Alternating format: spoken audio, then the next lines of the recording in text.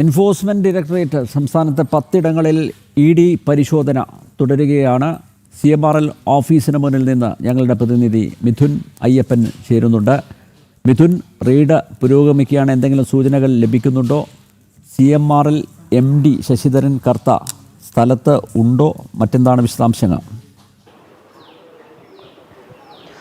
അതിൽ ഞാനിപ്പോൾ നിൽക്കുന്നത്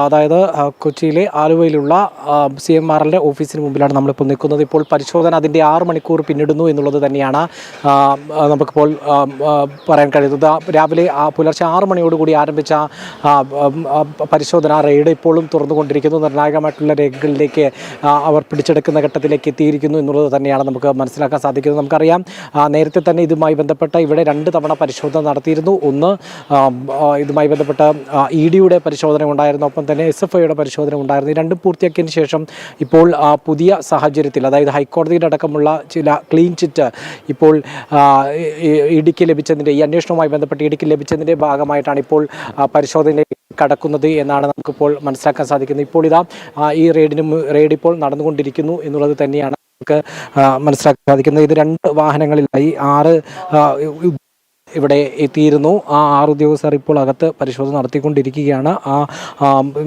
സാങ്കേതിക വിദഗ്ധരടങ്ങുന്ന സംഘമാണ് ഇപ്പോൾ ED-യുടെ ഈ സംഘത്തിൽ ഉണ്ടായിരുന്നത് എന്നുള്ളതാണ് മനസ്സിലാക്കാൻ സാധിക്കുന്നത്. പ്രധാനമായും ഇത് ബാങ്കിങ് രേഖകൾ ഇതെല്ലാം ആദ്യഘട്ടത്തിൽ നടന്ന പരിശോധനയിൽ പിടിച്ചെടുക്കുകയെല്ലാം ചെയ്തിരുന്നു. ആ ഒരു എക്സാലോജിക് എന്ന കമ്പനിക്ക് CMRL നൽകിയ 1,72,00,000 രൂപയുടേതടക്കമുള്ള കണക്കുകൾ, അത് സംബന്ധിച്ചുള്ള കാര്യങ്ങളെല്ലാം തന്നെ പിടിച്ചെടുക്കുകയും അതുപോലെ തന്നെ ശശിധരൻ കർത്തയുടെ അടക്കമുള്ള ഡയറിയിൽ ഇത്തരത്തിൽ വിവിധ ആളുകളുടെ PV എന്നടക്കമുള്ള വിശേഷിപ്പിക്കുന്ന, അത് പിണറായി വിജയനാണ് എന്നടക്കമുള്ള വ്യാഖ്യാനങ്ങളും അതിനെ സാധൂകരിക്കുന്ന തരത്തിലുള്ള പണം നൽകിയതുമായി ബന്ധപ്പെട്ടുള്ള രേഖകളെല്ലാം തന്നെ നേരത്തെ തന്നെ പിടികൂടുകയും എല്ലാം തന്നെ ചെയ്തതാണ്. അതിനൊപ്പം തന്നെ ഇപ്പോൾ പുതിയ സാഹചര്യത്തിൽ പുതിയ തെളിവുകളുടെ കൂടി, പുതിയ അന്വേഷണത്തിൻ്റെ പുരോഗതിയുടെ കൂടി അടിസ്ഥാനത്തിൽ ആണ് ഇപ്പോഴത്തെ ഈ ഒരു പരിശോധന നടക്കുന്നത് എന്നുള്ളത് തന്നെയാണ്. നിർണായകമായിട്ടുള്ള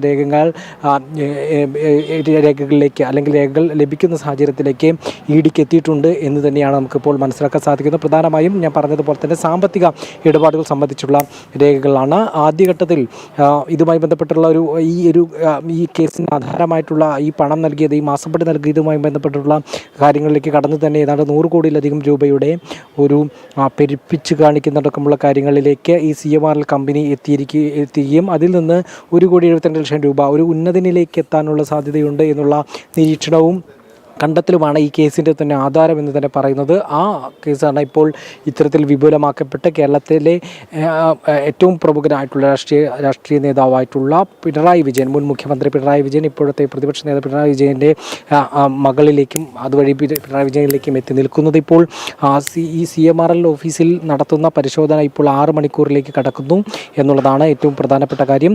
അതിൽ നിർണായകമായിട്ടുള്ള രേഖകൾ പിടിച്ചെടുക്കുന്ന രീതിയിലേക്ക്, പ്രത്യേകിച്ച് കമ്പ്യൂട്ടർ രേഖകളടക്കം പരിശോധിക്കുന്ന നിലയിലേക്ക് എത്തിയിരിക്കുന്നു.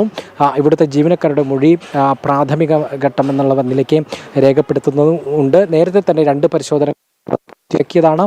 ഒപ്പം തന്നെ ഇപ്പോഴും ഈ ശശിധരൻ കർത്തയുടെ വീട്ടിലും ഇപ്പോൾ സമാനമായിട്ടുള്ള പരിശോധന നടക്കുന്നുണ്ട് എന്നുള്ളതാണ് ഏറ്റവും പ്രധാനപ്പെട്ട കാര്യം. ഏതായാലും നിർണായകമായിട്ടുള്ളൊരു പരിശോധനയാണ് കൊച്ചിയിലെ സംബന്ധിച്ചിടത്തോളം.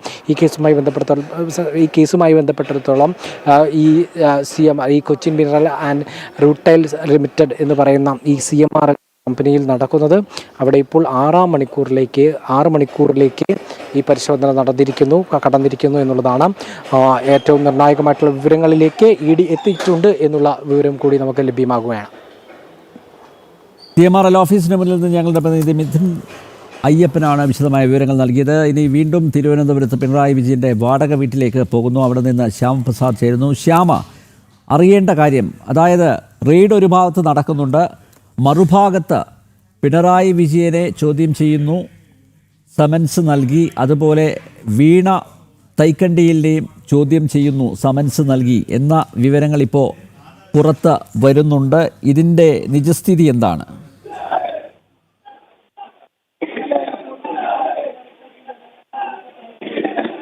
പിന്നീടുമ്പോഴേക്കും ആദ്യഘട്ടത്തിൽ മൊഴിയെടുക്കലെല്ലാം തന്നെ പൂർത്തിയായി കഴിഞ്ഞിരിക്കുന്നു. നിലവിൽ ആദ്യഘട്ടത്തിൽ വീണ വിജയനെ ചോദ്യം ചെയ്തു. അതിനുശേഷമായിരുന്നു പിണറായി വിജയനിൽ നിന്ന് മൊഴിയെടുക്കുന്ന അടക്കമുള്ള നടപടികളിലേക്ക് എൻഫോഴ്സ്മെൻറ്റ് ഡയറക്ടറേറ്റ് കടന്നത്. പിന്നീട് ഇരുവരെയും ഒരുമിച്ചിരുത്തി ചോദ്യം ചെയ്യുന്ന അല്ലെങ്കിൽ മൊഴിയെടുക്കുന്ന തരത്തിലേക്ക് ഈ നടപടിക്രമങ്ങൾ നീളുകയും ചെയ്തു. എന്തായാലും പ്രധാനമായും ഇതിൻ്റെ സാമ്പത്തിക സ്രോതസ്സ്, അതായത് CMRൽ നിന്ന് എക്സാലോജിക് സൊല്യൂഷൻസ് കൈപ്പറ്റിയ പണത്തിൻ്റെ സാമ്പത്തിക സ്രോതസ്സും ഇടപാടുകളിലെ സംബന്ധിച്ച കാര്യങ്ങളുമാണ് നിലവിൽ ചോദിച്ചറിയുകയും ചെയ്തത്. എന്തായാലും എൻഫോഴ്സ്മെൻറ്റ് ഡയറക്ടറേറ്റിൻ്റെ ഉദ്യോഗസ്ഥരിൽ നിന്ന് നമുക്ക് ലഭ്യമാകുന്ന വിവരങ്ങൾ പ്രധാനമായും CMRലിൻ്റെ സഹസ്ഥാപനമായ നിപുണയിൽ നിന്ന് ഈ സാമ്പത്തിക ഇടപാടുമായി ബന്ധപ്പെട്ട രേഖകൾ കണ്ടെടുത്തായിട്ടുള്ള ഒരു അനൗദ്യോഗികമായിട്ടുള്ള വിവരം പുറത്തു വരുന്നുണ്ട്. പ്രധാനമായും CMRലിൻ്റെ സഹസ്ഥാപനമായ നിപുണയാണ്. ഈ നിപുണയിൽ നിന്നുകൊണ്ട് കൂടുതൽ രേഖകളെല്ലാം തന്നെ സാമ്പത്തിക ഇടപാടുകൾ എക്സാലോജിക് സൊല്യൂഷൻസുമായി ഇടപാടുകൾ നടത്തിയിരുന്നു എന്നുള്ള രേഖകളാണ് ED ഉദ്യോഗസ്ഥർക്ക് ലഭിച്ചിരിക്കുന്നത്.